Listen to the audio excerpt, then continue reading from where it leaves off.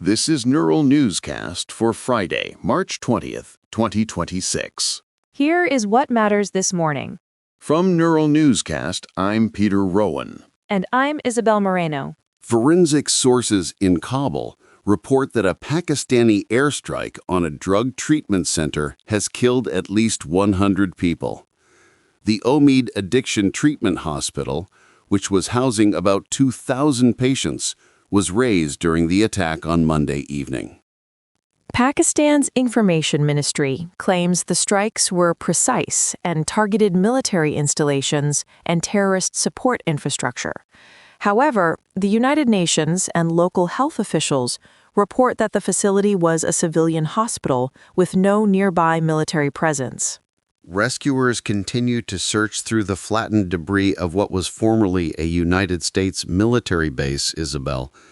Forensic teams note that many victims were injured beyond recognition, while the Taliban government suggests the final death toll could reach 400.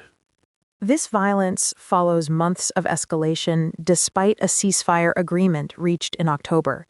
China has recently intervened, with Foreign Minister Wang Yi calling on both Pakistan and Afghanistan to engage in face-to-face dialogue to prevent further regional instability. Turning now to the global music industry, the K-pop group BTS has released their 10th studio album titled Arirang. This marks their first major collective project since all 7 members completed mandatory 18-month military service in South Korea.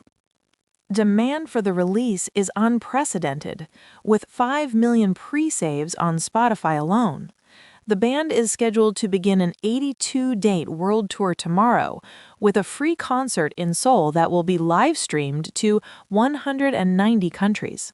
Analysts expect the tour to generate over $1 billion in revenue, which could help recover profits for their agency, HYBE, Isbel. The album's title references a traditional Korean folk song about moving through hardship towards something better.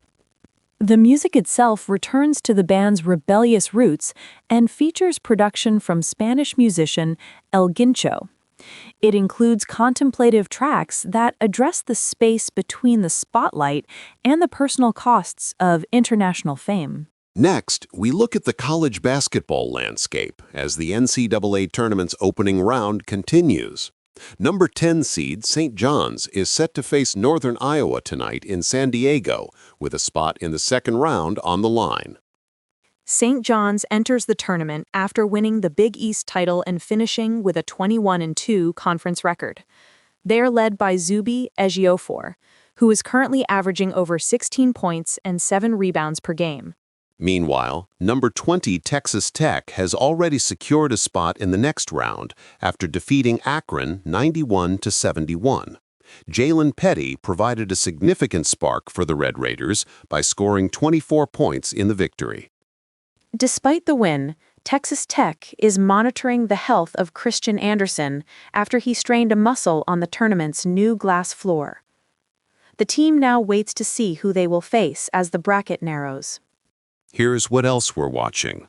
The Netflix live stream of the BTS comeback concert begins tomorrow, potentially reaching millions as the band attempts to eclipse global revenue records previously set by the Eras Tour.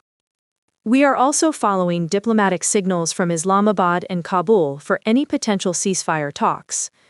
International observers are focused on whether the recent hospital airstrike will trigger a larger military response from the Taliban. Finally, the remaining first-round NCAA matchups will conclude this evening. St. John's and Northern Iowa tip off at 7:10 p.m. Eastern as the field of 64 begins to take its final shape. I'm Isabel Moreno. And I'm Peter Rowan. This has been Neural Newscast. Neural Newscast is AI-assisted, human-reviewed. View our AI transparency policy at neuralnewscast.com.